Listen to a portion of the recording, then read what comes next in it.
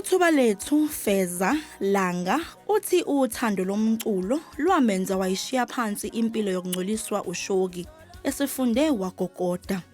Then ngithe mase ngiqedile ngase ngithi ake nginike ngoba isikole sengisinikeze ithuba awuthi manje umculo lo vele kade uphila la ekhanda lami ngunika ithuba. Iyona into enza ukuthi ngibuye ngize la emculweni kanti kuzokwenzeka. Ukungabi nayo imali yokuqopha umculo wakhe ngenye yezingqinamba abhekana nazo. Bengakhona uku-afford i-studio. So into engayenza ngayirekhodela ama-sound ngo-TikTok.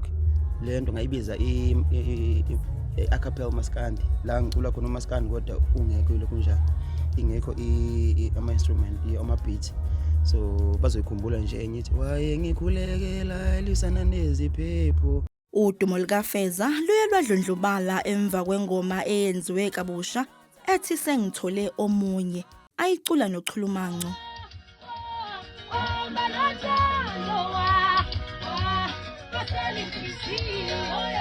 Ulanga uthi inkundla yezokuxhumana iTikTok yiyo ebeneqhaza eqoshweni kwalengoma edla abantu.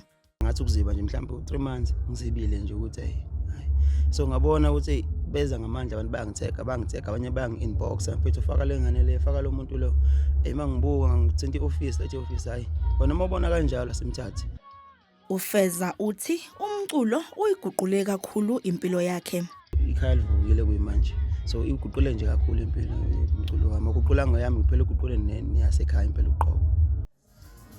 Lensizwa edabuka esigodini sakwangwetshana enquthu KwaZulu-Natal ithi konke lokhu kuseyisiqalo kukhulu ekuphathele abathandi bomculo kaMaskandi. Izindabeni zethu kumzansi wethu channel 163 nginguNozipho wakwaXaba.